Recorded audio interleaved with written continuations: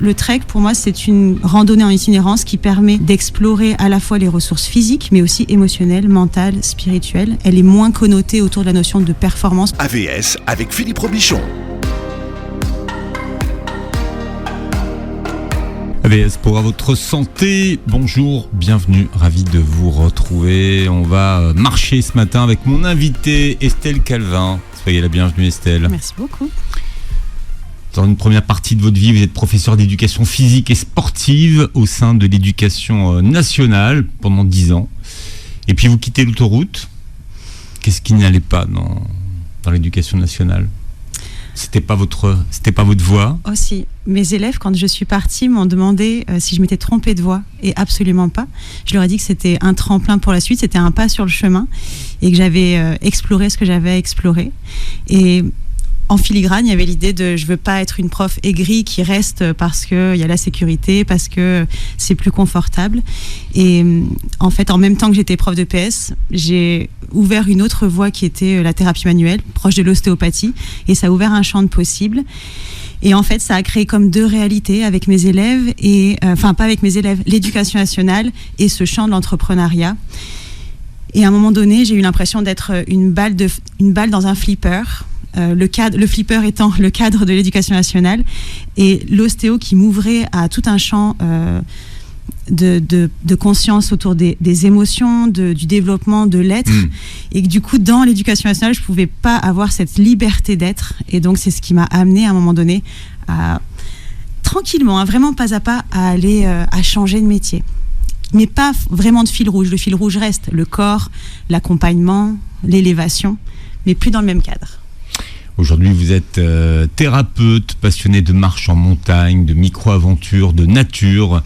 Vous vivez le quotidien comme un chemin de grande randonnée et vous publiez Power Trek, le guide pratique le plus complet pour t'aider à créer ton trek sur mesure et à vivre à travers lui une expérience initiatique.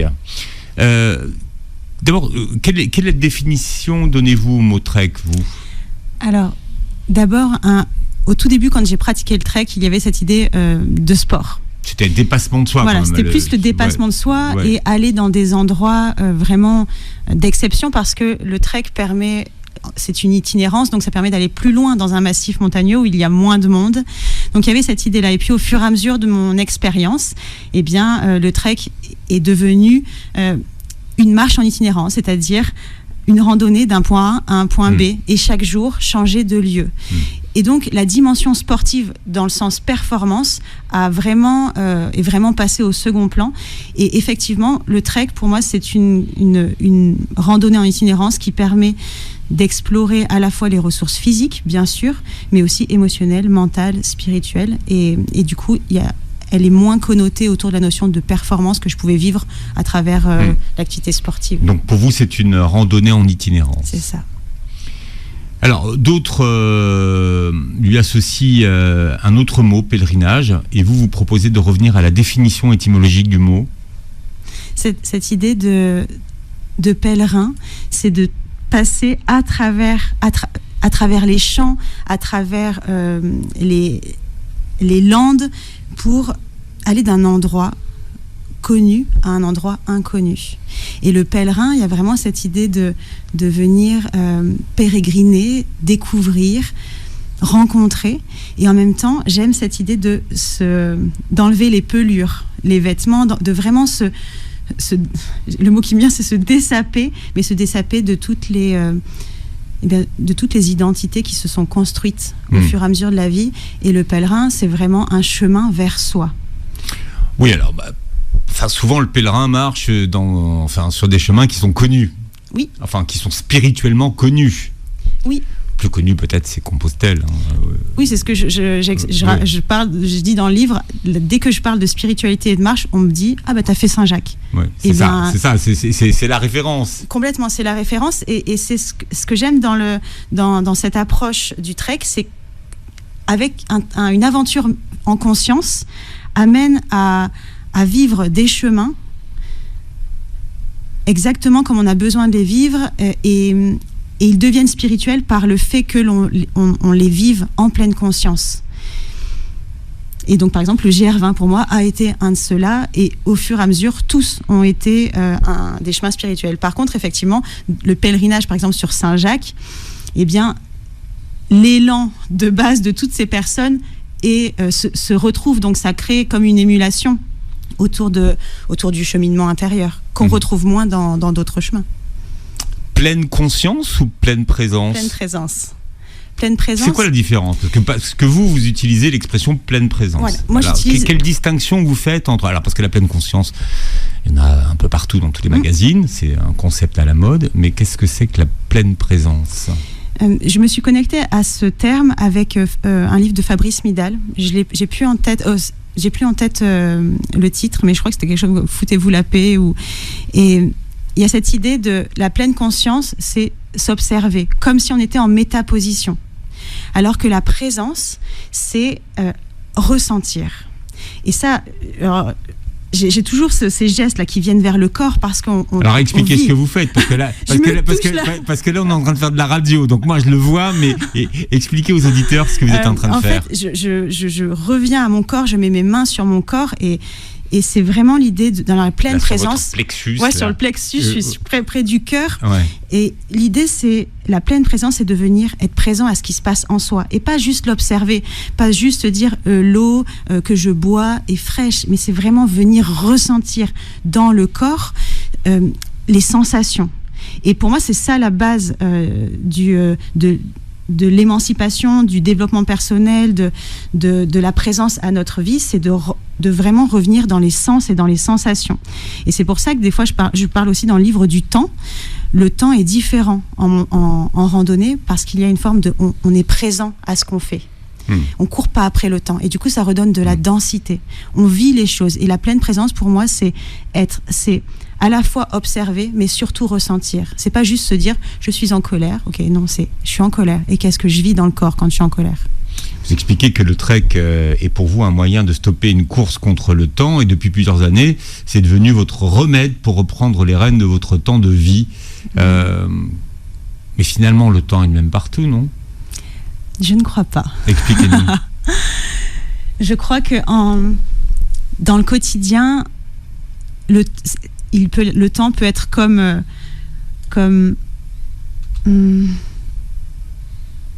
le mot qui me vient, c'est comme s'il prenait lui le pouvoir, mais en fait c'est moi qui peux le laisser prendre le pouvoir sur moi, et donc vouloir remplir mon temps, et il passe très vite. En pleine nature, chaque moment est pleinement vécu, et donc c'est comme si le temps s'expansait. En fait, c'est vraiment un rapport qui est difficile à expliquer, et j'invite tellement à le vivre. Et mon neveu, que j'ai initié au trek, et duquel, en fait, son expérience, j'ai décliné le livre, eh bien, je lui ai demandé quelles sont les choses que tu as vécues, qu'est-ce que tu as appris.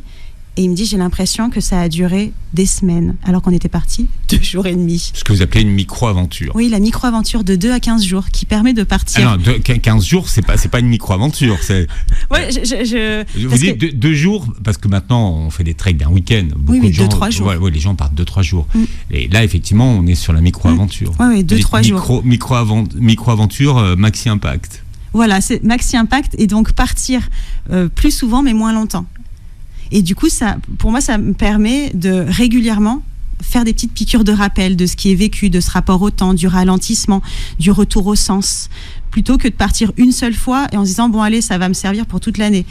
J'aime cette idée de partir plus souvent pour rappeler au corps, rappeler à la conscience le chemin pour dans notre vie, dans notre quotidien, incarner en fait ce ralentissement, ce rapport au temps, cette présence même en ville, comment être présent au soleil qui décline, et donc à la fin du jour aussi, à la fin de l'activité pour soi. En fait, pour moi, c'est vraiment une perfusion. C'est une information régulière qu'on offre à nos cellules pour retrouver le chemin plus facilement. Et donc, au fur et à mesure, aligné, pendant longtemps, j'ai eu retour à la réalité. Et puis un jour, je me suis dit, je ne veux plus vivre 2 réalités différentes, une en montagne et une dans ma vie. Et donc, progressivement, eh bien, il y a eu cet alignement pour vivre une seule et même réalité. Et pour ça, eh bien, c'est comme pour le sport, c'est un entraînement. régulièrement réinformer. Même si le trek, c'est pas forcément en montagne. Non, c'est pas forcément en montagne. Et c'est très intéressant Ça peut être dans un désert, ça peut être sur un chemin, dans une forêt, voilà. Et je pense qu'il n'y a aucun sentier que l'on choisit par hasard. Parfois, on me dit, oui, comment tu choisis tes treks ? En fait, je pense que c'est une rencontre, c'est comme deux bulles, une partie de la nature et moi, et quand on se rencontre, ça fait une interface, et il y a quelque chose qui se passe. Et je ne pense pas que on va dans le désert, ou l'on va en montagne, ou on va dans une forêt, ou sur un chemin de campagne par hasard. Il y a quelque chose de différent à vivre en haut d'une montagne, de connecter nos grands panoramas intérieurs en même temps qu'on voit ces champs de montagne, et dans le désert, de vivre le dépouillement et le silence absolu. Vous parliez de développement personnel tout à l'heure, mais j'ai l'impression que votre livre, c'est un livre d'anti-développement personnel. C'est un livre qui va à contre-courant. Oui, donc c'est pour ça. Moi, je l'ai ressenti comme ça, donc c'est pour ça. C'est pas vraiment. Enfin, c'est une forme de développement personnel si on part du principe que c'est pour se faire du bien à soi et d'aller vers soi, mais c'est pas les outils du développement personnel. Ce sont pas les. On n'est pas à la recherche de la meilleure version de soi-même ou du mythe du héros. Pour moi, ce livre, en tout cas, il est porté par, c'est un guide de chemin. Et c'est faire avec ce qui est, c'est une forme d'élévation. C'est pas le développement personnel de je ne suis pas satisfait et je veux chercher autre chose, l'idée du toujours plus, du toujours mieux. C'est de faire avec ce qui est, et qu'en vivant des expériences, eh bien, on augmente son champ de perception, son champ de conscience, on apprend à se connaître. Et pour moi, le mot développement personnel est un peu galvaudé, mais derrière ça, c'est mieux se connaître, non pas dans une version égocentrée de je vais être bien avec moi, mais c'est être bien avec soi pour être mieux avec les autres. Et dans le voyage du le monomythe, le voyage du héros. Parce que vous partez de ce monomythe. Je partage ça, mais le voyage du héros, en fait, il s'arrête absolument pas à la fin d'un trek, par exemple. Le voyage, je l'appelle le voyage de l'aventurier. Je me suis inspirée du voyage du héros, mais pour moi, le voyage de l'aventurier, il s'arrête quand on revient dans son monde ordinaire et que l'on partage tous les enseignements qu'on a pu vivre, et pas seulement de génial et j'ai fait ça, cette idée de j'ai fait tous ces sommets, j'ai fait ce dénivelé, j'ai fait tous ces kilomètres. En fait, ça, profondément, ça, c'est juste de la consommation de montagne. Mais vous avez eu cette étape-là, vous. Je l'ai eu. Oui, vous êtes passé par là. Je l'ai eu, et c'est pour ça que sur cette accumulation pas d'exploits, mais en tout cas d'exploits physiques. Mes propres exploits, mes propres Everest, mes propres Mont Blanc. Il y a eu cette idée vraiment d'accumuler, et parce que je me suis pendant longtemps identifiée à la performance sportive et la performance intellectuelle. Et du coup, je vivais ces expériences plus pour valoriser ça. Et puis, il y a eu certains treks qui m'ont amené, et puis dans ma vie aussi, parce que pour moi le trek c'est tellement cette symbolique, cette métaphore de la vie, que du coup dans mes relations, dans mes projets professionnels, eh bien le trek m'a soutenue, et je me suis détachée progressivement de cette performance. Et j'ai invité aujourd'hui Estelle Calvin qui publie Power Trek. Vous proposez des treks à ceux que vous accompagnez, guidez. Vous dites quoi ? Je dis accompagner, j'aime bien cette notion d'accompagnement, de compagnon de route. Je tiens un cadre et en même temps je suis d'égal à égal, parce que face à la nature, eh bien nous sommes tous au même niveau. Il n'y a plus de sachants ou de non-sachants, il y a deux humains ou plus d'humains qui rencontrent les éléments et qui doivent faire avec. Et mon expertise, c'est cette connaissance c'est plutôt cette adaptation, cette adaptabilité de faire avec ce qui est, et donc j'accompagne à ça. D'ailleurs, vous êtes revenu à votre expertise, vous n'avez pas voulu passer des diplômes qui ne vous inspiraient pas. Non. Pour accompagner justement les gens à faire des treks. J'ai forcé. Et vous êtes resté centré sur votre expertise. Voilà, j'ai forcé, j'ai essayé de passer le diplôme d'accompagnateur de moyenne montagne. Je me suis dit que ce serait plus facile pour organiser. Et en fait, je me suis rendue à l'évidence que là où j'avais envie d'être pleinement investie, c'était dans l'accompagnement intérieur. Et donc, je me suis mise à co-créer avec des accompagnateurs de montagne, avec des agences en France et au Maroc, pour pouvoir accompagner. Et donc, au départ, de ce qui pouvait me sembler être une contrainte, eh bien, c'est devenu vraiment une... Oui, vous avez créé votre propre norme. Vous avez créé votre propre façon de faire les choses. Oui, et c'est intéressant en fait de co-créer, de s'enrichir de l'autre, et puis moi d'être 100% disponible pour un cheminement en particulier. J'ai appris un mot dans votre livre. Lequel ? Alors, pas facile à repasser. Pareidolie. Ça, c'est... Oui, tiens. Alors, en fait, j'ai appris le mot après l'avoir utilisé. Non, pas après l'avoir. En fait, je vais définir le mot. Pareidolie, c'est vraiment voir des visages dans des formes de nature. Par exemple, voir un visage ou voir un animal dans un nuage, dans un arbre. Ce sont toutes les figures humaines qui nous apparaissent à travers des figures non humaines. Et donc moi, depuis très longtemps, des fois, je me dis, quand je marche et que je marche toute seule, eh bien, il y a énormément d'observations. Donc, je vois des visages, je vois des caractères, des pierres. J'ai l'impression qu'elles sont en train d'hurler, d'autres avec un sourire, avec des ombres. Et du coup, un jour, j'ai appris que ce que je voyais, ça avait un nom. Parce que tout a un nom aujourd'hui. Voilà. Donc voilà. Mais qu'est-ce que ça change de savoir qu'il y a un nom finalement ? Ah, mais ça change absolument rien. Ça change rien. Ça change absolument rien. Ça change absolument rien, mais ça se soigne. Ça cadre. Voilà, c'est ça. Ça cadre ce qu'on vit en disant tiens, finalement, oui, bon, je suis pas la seule peut-être. S'il y a un mot pour le désigner, c'est que peut-être je suis pas seule. Oui. Et des fois, par exemple, Power Trek, eh bien, le fait d'utiliser le mot anglo-saxon, j'aurais aimé peut-être utiliser quelque chose de français. Et en même temps, si j'avais dit le pouvoir de la randonnée en itinérance, mais avec quelque chose de plus lourd, donc c'est. Je sais pas, Trek inspirant. Voilà, c'était choisir le fait de mettre pareidolie, par exemple. Eh bien, c'est de cadrer. Et il y a un petit truc un peu poétique quand même, puisque de toute façon, ça vous a attiré. Bah oui. Comme un arbre. Mais moi j'aime bien les mots que je connais pas en fait. Bah oui. Et ça m'oblige à chercher et y a progressé. Et exactement comme dans la nature, le fait d'éveiller sa curiosité, sa créativité à ok, cette montagne, elle a quelle forme, quel visage, quel animal, c'est chouette aussi. Le trek est intéressant pour ça, la créativité. Alors, c'est une émission de santé, vous vous interrogez sur les bienfaits de la marche. Mais là, on parle de la marche, on ne parle pas du trek, oui. on parle de l'action de marcher. Donc, quels sont les bienfaits de l'action de marcher ? Pour tous ceux qui nous écoutent et qui auraient tendance à délaisser cette action. En fait, les bienfaits, ils sont énormes, incroyables. Il y a beaucoup d'études américaines, notamment, qui ont montré l'impact de la marche.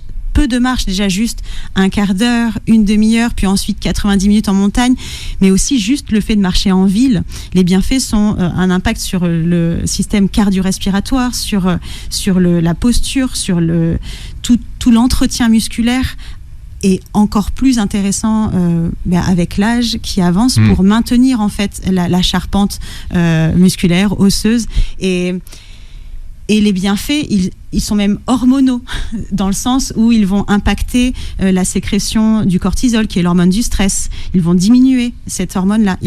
La marche va stimuler la sécrétion d'hormones du bonheur, de la sérotonine. Et en fait, la marche, c'est tellement facile, c'est accessible. C'est accessible n'importe où, même en ville, même si c'est moins agréable. On ne se pose pas la question, parce qu'à partir du moment où on a appris à marcher, on marche sans réfléchir à ce qu'on fait. Oui, on marche de façon utilitaire. D'habitude, on marche de façon utilitaire, et l'idée de marcher aussi, de conscientiser l'impact sur le corps, c'est aussi pouvoir... Eh bien, on parlait de présence tout à l'heure, c'est remettre de la présence sur cet acte qui est si simple et qui en même temps fait du bien au corps, au cœur, à l'esprit, à beaucoup d'éléments en soi, et que c'est une forme de... Alors ce mot, je l'utilise je sais pas pourquoi il vient comme ça, c'est une forme de médicament en fait, de pouvoir s'entretenir, de pouvoir se réguler en fait. C'est une manière, pour moi c'est un accès à la santé de façon autonome. La marche et le trek sont devenus des sports stars aujourd'hui, et vous dites, la preuve, même les bâtons sont devenus chichis. Les bâtons de marche. Les bâtons de marche, c'était vieux, ça s'était attribué aux personnes âgées. Ça faisait vieux jeu, quoi. Ouais. Et en fait, aujourd'hui, les bâtons de marche, ils ont redoré leur blason, c'est important d'avoir ces bâtons de marche. Et quand je suis venue ici, chez vous, dans votre radio, il y a eu, je voyais...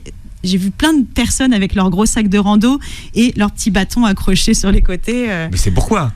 C'est parce qu'on est à côté d'un bois.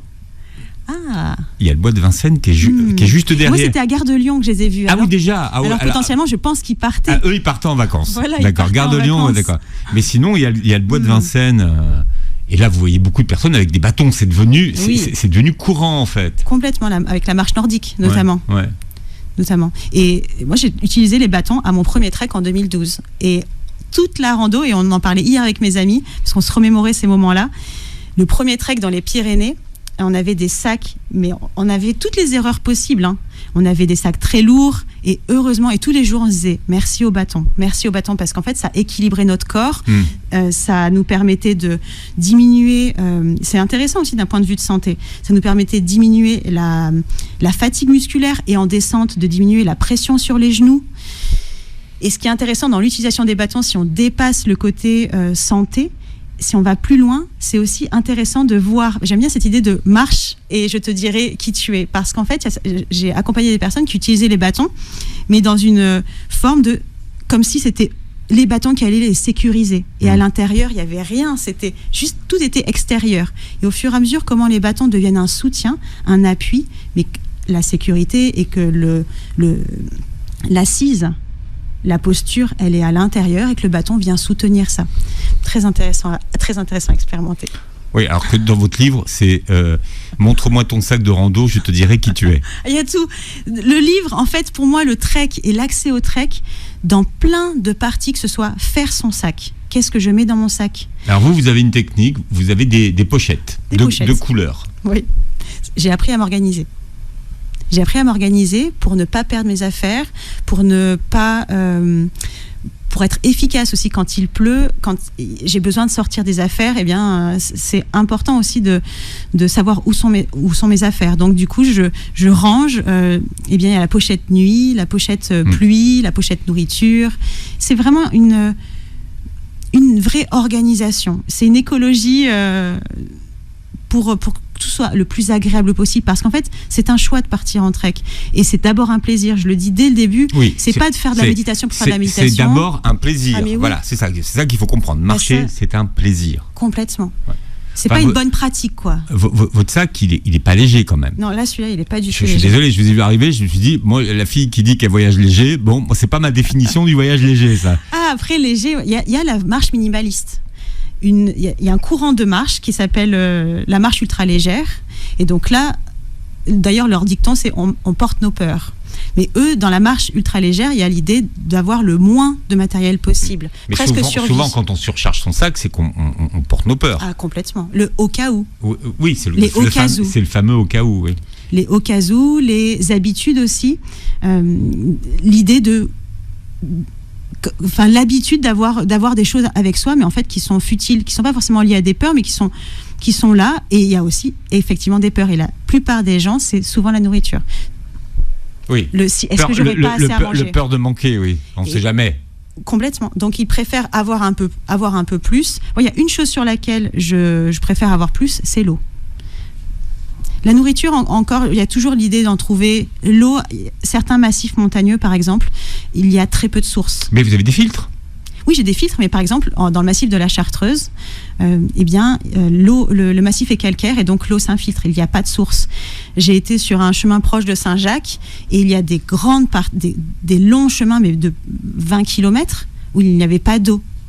Donc c'est, oui, le filtre, et en même temps, c'est hyper important, très très important de se renseigner dans l'espace où l'on va. Est-ce qu'il y a des sources ? Et c'est pour ça qu'à la fin du livre, je partage les ressources qui sont, par exemple, le site Refuge Info, qui répertorie aussi les sources et qui permettent d'organiser en amont. Il y a des treks ou des randonnées en itinérance ou des pèlerinages où on passe régulièrement dans des villages, et là, il y a moins de... On peut se ravitailler. Voilà, c'est facile. Il n'y a pas cette charge mentale-là, de savoir qu'est-ce qu'on va boire. Et ça, c'est important aussi dans cette notion de charge mentale, eh bien, c'est d'accepter qu'à certains moments, on peut avoir aussi envie d'un trek où la charge mentale, elle est très faible. Parce que pour vraiment se relâcher le cerveau, les pensées, la sécurité. Et donc, c'est intéressant les treks avec des ravitaillements de village. C'est intéressant les treks en refuge et pas en bivouac, parce que du coup, je sais où je vais dormir. Avec douche. avec douche, avec lit, avec repas préparés ou avec un guide. J'ai peu marché avec des guides, j'en ai fait 2 treks où moi j'ai marché derrière un guide et c'était très intéressant de vivre cette expérience. Je ne me souciais pas que de marcher en fait. Je me souciais que de marcher et c'était vraiment intéressant. C'était pour la traversée du Haut Atlas au Maroc et vraiment c'était sécurisant. Il y avait cette idée de suis mon fil. Mais il devait faire noir et froid parfois. Non. Non, jamais. Non. Il fait pas froid dans le Haut Atlas? Eh bien pas à part seulement une fois quand on a été au Omgoun pour. Parce que vous le racontez dans votre livre. Voilà. Oui. C'est juste cette fois-là, cette nuit-là, on se lève à 3h. On se lève à 3h du matin. Et à 3h, il fait noir et en plus, il fait froid. Je suis désolé. Mais c'était une journée dans les 7 jours. Et c'est quelques heures juste avant les lueurs. Et sinon, on avait eu un très beau temps. Mais le fait de parler de noir et de froid, c'est le trek, en fait, en revenant à la nature, offre une multitude de sensations. C'est très intéressant de se lever avant le lever du soleil et vivre cette marche juste à la lueur de la lampe frontale. C'est vraiment intéressant. Comme j'ai fait la traversée de Madère et avec mon ami, on a traversé 11 tunnels d'affilée, dont certains de plus d'1 kilomètre. On ne voyait pas le bout du tunnel. Vraiment, mais physiquement, il n'y avait pas le petit point blanc. Et donc, très intéressant, en fait, de vivre cette sensation-là, de cette espèce de manteau noir là, qui recouvre et de revenir entièrement à l'intérieur. Vraiment. Mais qu'est-ce que ça vous a appris sur vous-même, ça, par exemple? La traversée du tunnel, en fait, l'idée... Oui, il fait noir, j'ai pas de sensation extérieure, donc c'est revenir à l'intérieur, de vraiment... ma confiance à l'intérieur et puis d'accepter d'avancer. Le tunnel, en fait, c'est un peu comme la dépression. La dépression, c'est une forme de tunnel, de très bas, de noir, et le tout, c'est de continuer d'avancer. C'est de pas après pas accepter de faire le chemin, même si je ne vois pas tout. Et qu'à un moment donné, derrière un virage, eh bien, il y a plus de lumière. Et vraiment... C'est d'où l'expression, le bout du tunnel, en Exactement. fait. Voilà, on a vu le bout du tunnel. Complètement. Et ces multiples traversées de tunnels m'ont vraiment aidé à un moment donné, c'était en 2021, à un moment donné de ma vie, de traverser un propre tunnel que je vivais dans ma vie quotidienne, dans ma vie de tous les jours, personnelle. Ouais. Donc c'est intéressant ça. Et c'est un peu la même chose avec la nuit. Et je vous propose de marcher sur les chemins de votre vie ce matin avec mon invitée Estelle Calvin qui publie Power Trek. On parlait justement de ces treks. Finalement, vous, à quel moment vous vous êtes intéressé à la façon avec laquelle dont vous marchiez? Je me suis rendu compte en 2019. Je pense que c'est vraiment là où il y a une transformation pour moi, c'est-à-dire que je quittais l'éducation nationale, je vivais une rupture amoureuse importante, je vendais ma maison et à ce moment-là, je pars dans la nature, peut-être pour fuir. Et j'avais besoin en fait d'aller dans cet espace où il n'y avait pas d'enjeux, zéro enjeu, ni sociaux, ni financiers, ni rien. En fait, j'étais juste là. Et c'est à ce moment-là que j'ai commencé à rencontrer la nature, non plus juste comme je la traverse, elle est là extérieure à moi, mais vraiment comme une réelle rencontre et un soutien.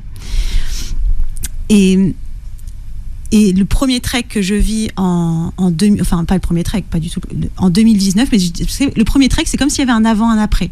Une vie avant celui-là et une vie après celui-là, où je rencontre la nature et je rencontre la marche comme un moyen d'émancipation. Je suis arrivée en haut du Grand Vémont, qui est le sommet du massif du Vercors.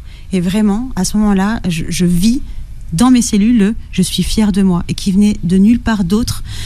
Il ne venait pas d'ailleurs ou de quelqu'un. Je le ressentais profondément en moi. Et c'est à ce moment-là, quand je suis rentrée de ce trek, que je vivais dans le monde professionnel, je lançais mon entreprise. Et quand je rencontrais une difficulté, je revenais à ce trek et à cette capacité que j'avais eue à vivre, à traverser, à faire l'expérience de ce trek, à rencontrer les difficultés, à trouver les réponses en chemin, les solutions en moi et à l'extérieur, en demandant de l'aide à certains moments. Eh bien, ça a impacté très concrètement ma vie professionnelle. Mmh. Et vous dites, au sommet d'une montagne, je suis face à l'immensité des possibles. Alors, vous parliez de ce que vous avez appris en marchant, sur votre fonctionnement. Alors, vous avez appris à marcher seul, à demander de l'aide, vous venez d'en parler, à prendre votre place, à arrêter de vous excuser, à poser des limites claires, à changer, ajuster mon travail pour qu'il soit épanouissant, assumer mon expression artistique, vendre mes illustrations et sortir des étiquettes, écrire un livre, puis un deuxième, puis créer une entreprise. C'est tout ça que vous avez appris. Oui. J'ai appris à oser. En marchant. Alors, en fait, la marche en montagne ou dans la nature ou en marchant, c'est comme si j'avais ouvert le champ des possibles, déployé mes ailes, mais ensuite, c'est vraiment dans le quotidien. Il y a des choix à faire. Je me suis fait accompagner aussi. J'ai vraiment plongé profondément pour tout ce que... En fait, en trek, j'ai ouvert ces possibles, mais pour les incarner, eh bien, j'ai pris conscience d'obstacles, de croyances, de conditionnements, de résistance. Et donc, c'est aussi tout l'accompagnement. Je me suis vraiment employée, je me suis vraiment investie pour dépasser, pour apaiser, en fait, ces résistances, pour pouvoir incarner ce que je vivais. Et donc, c'est vraiment pour moi un aller-retour entre cette expansion en montagne, cette ouverture d'un champ de possibles, et en même temps dans la vie concrète de tous les jours, de me donner les moyens, d'oser. Et ce sont beaucoup de micro choix en fait. Pour mon premier livre, quand je passais devant une librairie, je suais tout ce qui était possible, tellement j'étais dans la peur, dans un vrai trac. Et c'est là où il y avait à chaque fois ces choix d'y aller, et en même temps des fois le choix de ne pas y aller, mais en conscience de je ne suis pas capable pour le moment. Et j'aime beaucoup cette idée d'observer mes limites et agir avec elles. Et donc c'est accepter de faire autrement pour arriver quand même à ce qui est important pour moi. Expliquez-nous en quoi marcher sur des chemins de randonnée est un miroir de notre manière de marcher dans notre vie. En fait, la marche en itinérance, amène à une fatigue et donc fait tomber très vite les masques. Il n'y a plus de suradaptation ou de rôle à tenir. Très rapidement, les situations, la nature, les éléments, la confrontation aux éléments amènent à exprimer exactement notre manière de vivre au quotidien. J'ai l'exemple, par exemple, d'une personne dans le désert qui marchait, mais elle boitait en fait. Et elle continuait alors qu'on lui avait proposé, par exemple, pendant un temps, de monter sur le dromadaire pour pouvoir se soulager. Et en fait, quand on a tiré le fil, eh bien sa croyance, en tout cas son conditionnement, c'était il faut serrer les dents pour avancer. Il y en a beaucoup qui croient ça. Exactement. Mais ce qui est très intéressant, c'est qu'elle l'a vécu mentalement. En fait, elle l'a vécu non pas mentalement, mais dans ses chairs. Et que quand elle a accepté, donc on a fait ce travail-là, puisque ça c'est mon job, on a fait le travail de prise de conscience, de ressenti. Et quand elle monte sur le dromadaire, et que le dromadaire se redresse, et qu'elle est là, en fait, c'est comme si elle choisissait de balayer cette croyance pour s'offrir autre chose, d'avancer avec plus de douceur. Et en fait, le trek amène comme ça régulièrement des prises de conscience sur nos fonctionnements de suradaptation ou... Alors la suradaptation, c'est... La suradaptation, c'est je m'adapte toujours au rythme de l'autre. Je fais passer mes besoins en second. Alors que si on marche en groupe, si on décide de faire... tout le monde ne marche pas à la même vitesse. Exactement, tout le monde ne marche pas à la même vitesse et tout le monde n'a pas les mêmes envies. Certaines personnes, par exemple, ont envie peut-être de marcher dans le silence, d'autres de parler, d'autres de marcher avec le groupe, d'autres seuls. Et donc, c'est vraiment une très belle occasion au cœur de la vie et non plus juste mentalement de concept d'exprimer ses besoins. Là, c'est concret en fait. C'est si tu veux vivre une expérience qui est agréable, si tu veux vivre une expérience avec l'autre tout en étant en lien avec toi, eh bien, tu as l'occasion d'exprimer ça, de rencontrer tes besoins, de les exprimer. Et c'est une vraie occasion de le vivre, pour mieux le vivre après. Et ce que vous expliquez, c'est qu'il peut y avoir une différence entre ce qu'on croit avoir besoin et ce dont on a réellement besoin. Souvent, moi, des fois, quand je pars en trek, des fois, je me dis, il y a ça dans ma vie, j'aimerais bien éclairer cette problématique. Mais en fait, le trek, il m'emmène des fois sur bien d'autres chemins. Et c'est ce qui est intéressant en fait à expérimenter, c'est lâcher en fait toutes les idées mentales de je veux ça, je veux ci, je veux aller là, je veux viser tel endroit. Ok, en fait, le trek ramène à l'instant présent. Et des fois, je vis cette montagne et finalement, c'est un détour. C'est en étant présent dans l'instant présent, je vais prendre un autre sentier que celui que j'imaginais. Il faut accepter la surprise. Accepter la surprise. Accepter la surprise, être curieux, être disponible à skier. Et c'est pour ça que la marche en itinérance, elle est intéressante dans le temps. Le temps long offre la possibilité de faire de la place progressivement, de ralentir et donc de sortir de l'idée préconçue pour pouvoir accéder à skier. La marche, ça aide à couper le mental, d'accord ou pas avec ça ? D'accord, mais sans le forcer. Ça veut dire que si je pars et que je rumine, j'accepte de ruminer. Je suis pas là en train de me dire tu gâches ta sortie, c'est pas normal, tu devrais être dans tes sensations, en train de regarder ce qui se passe. Non, parce que là c'est encore une double prise de pouvoir mental. Donc oui, ça coupe le mental parce que le mouvement naturel, le fait d'avancer, j'aime bien cette idée d'égrener progressivement nos pensées, mais d'être conscient en fait d'être présent. Je rumine, ok, je rumine. Et c'est là où pour moi la nature, elle va happer, ou les rencontres impromptues, elles vont saisir le regard, elles vont saisir l'attention, elles vont saisir le cœur, et puis c'est ce qui va permettre progressivement de sortir du mental. Et dans les bienfaits dont on parlait tout à l'heure, dans ce mouvement bilatéral du corps, il y a aussi une mise en action des deux hémisphères, d'une mise en mouvement totale de l'être, et donc qui permet aussi de faire des liens plus facilement. Donc le mental, c'est un gros nœud auquel on rajoute des nœuds et des nœuds et des nœuds, et en fait la marche permet de les dénouer. Alors pour votre trek, votre méthode s'articule autour de quatre modules. Oui. En gros, il y a 4 étapes. 4 étapes. 4 étapes. La première, c'est de se préparer, d'oser son aventure. Et certaines personnes m'ont écrit par rapport à ce livre, pas forcément pour partir en trek. Et en fait, la première partie les a juste reconnectés à leur audace, à leur propre aventure, à ce qu'elles désiraient profondément. Et donc, la première étape, c'est effectivement se reconnecter à oser, à se reconnecter à ses émotions, à la peur, qu'est-ce qui m'empêche qu'est-ce qui fait que je ne me lance pas. Et une fois que je choisis, que je décide, cette première partie, elle accompagne effectivement à créer. Ensuite, il y a l'idée de revenir à l'instant présent. Donc ralentir, revenir au sens. La troisième étape, c'est celle de se connecter à sa nature profonde. Et tout à l'heure, vous évoquiez comment la nature est un miroir de nous, un miroir intérieur. Pour moi, nous sommes composés de plein de parties, et le fait d'être dans la nature nous permet de se rencontrer vraiment, au-delà des questionnaires, parce qu'aujourd'hui, on peut se définir sous plein d'étiquettes, en cochant des cases, etc. Eh bien, la nature, c'est pour ça qu'elle montre exactement ce dont on a besoin à toutes les étapes de la vie. Elle ne fait pas de distinction entre une personne qui est au début de son chemin de conscience, par exemple, de son chemin de connaissance d'elle-même. Elle s'adresse à toutes les nuances, à toutes les personnes, que ce soit le début ou à une étape de vie avancée. Elle va accompagner la nature avec la marche à se connaître, à traverser les cycles. Troisième étape, nature profonde. 4e étape, incarner l'aventurier dans sa vie. C'est pas juste de vivre des petites bulles extérieures, c'est vraiment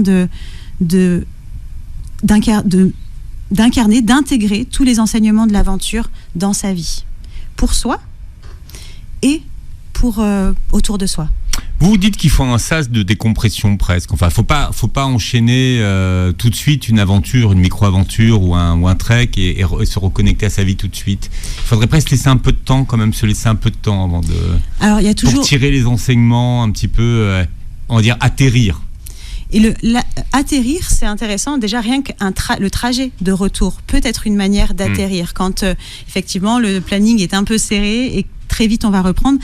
Prendre le temps sur le trajet du retour refaire, de revisionner les images du trek, de l'aventure. Juste cette phrase-là, qu'est-ce que j'ai appris de moi, ou qu'est-ce que j'ai appris, qu'est-ce que j'ai vécu, qu'est-ce que j'ai aimé, qu'est-ce que je n'ai pas aimé. J'aime beaucoup cette phrase qu'un de mes enseignants avait évoquée. J'ai pas tout vécu, j'ai pas tout aimé, mais j'ai tout vécu. Et on a le droit de ne pas aimer certaines choses dans un trek. On a le droit d'en avoir marre. L'idée, c'est pas que tout soit parfait, en fait, mais c'est de pouvoir remettre de la conscience sur ce qui a été vécu pour savoir la prochaine fois de quoi j'ai envie, de quoi j'ai moins envie. C'est vraiment cette intégration de l'aventure. Et effectivement, des fois, c'est intéressant de prendre des plus grands sas. Moi, là, par exemple, pendant 3 semaines, je vais enchaîner mes treks. Et en même temps, je sais que chaque trajet va me permettre de poser. Et peut-être qu'au milieu du trek suivant, là, demain, je pars demain, eh bien, je vais prendre... Vous allez où ? Je vais faire le tour d'Andorre, dans les Pyrénées. Je reviens des Bauges et je pars... Andorre, la principauté d'Andorre. Oui. Une grande découverte. Là, c'est l'inconnu, absolu. Donc... Et je viens de rentrer de trek, j'ai fait une traversée des Bauges et je sais que là, ces quelques jours me permettent, j'ai 2-3 jours, me permettent de clore l'espace des Bauges pour ouvrir l'espace d'Andorre. Donc je suis vraiment en cours d'intégration des Bauges et pareil, dans cet entraînement, c'est de plus en plus fluide. Et c'est juste cette question-là. Et ça, c'est une question qu'on peut se poser dans tout ce qu'on a vécu. On est allé danser avec des amis vendredi soir, et qu'est-ce que j'ai ressenti, qu'est-ce que j'ai appris. Juste ça, en fait. Toute expérience. Mais qu'est-ce que vous avez appris en allant danser avec des amis ? Alors, c'était une session de danse des 5 rythmes. Parce que moi, j'adore la marche. Ma deuxième passion, c'est la danse. Le mouvement, en fait. D'accord. Le mouvement et le ressenti. Et du coup, dans la danse, eh bien, c'était une danse des 5 rythmes. C'est exactement un peu comme Power Trek, dans cette vague, dans cette roue des éléments, dans ce voyage de l'aventurier. Les 5 vagues sont la roue de la médecine. La roue de médecine. Alors ça, c'est... Bon, vous verrez dans le livre. Et du coup, la danse, voilà, cette session de danse, c'était de traverser la naissance jusqu'à la mort, parce que, et comme dans la nature, il y a ces cycles-là. Et d'ailleurs, c'est très intéressant, cette reconnexion au cycle. Accepter que la vie et la mort cohabitent en permanence. Et dans la nature, on le voit très concrètement. Et rappelez-vous qu'il y a toujours un premier pas. Il y a toujours un premier pas pour tout. Il y a toujours un premier pas, et chaque pas est l'élan du suivant. Bon, votre livre est passionnant, ça donne envie d'aller marcher en tout cas. Ça s'appelle Power Trek. On remonterait la caméra, vous réécouterez l'émission en podcast sur beurrefm.net et sur les plateformes qui reprennent l'émission, et vous verrez la captation de cette émission sur la chaîne YouTube. Je vous laisse repartir avec votre sac à dos. Donc c'est demain le grand départ. C'est demain. 1 semaine. Bien, vous n'arrêtez jamais en fait. Si, là c'est la période estivale, le mois de mai, dès le mois d'avril, mois de mai, il y a vraiment... C'est la période. C'est la période pour vivre des treks déjà plus aisément, parce qu'il n'y a pas cette notion de... Parce que la neige, l'hiver, c'est quand même autre chose. Mais j'arrête, c'est pas que j'arrête en fait. J'arrête jamais, effectivement. Par contre, je ralentis. 227 000 km d'itinéraires de promenade et de randonnée en France. Il y a de quoi faire. On a le choix. Il y a de quoi faire, pour tous les niveaux. On a le choix à tous les niveaux, à tous les âges. Vraiment. Merci de nous avoir justement accompagnés sur ces chemins. Merci de nous avoir prêté vos oreilles et passé une très belle journée. Santé sur Beurre FM.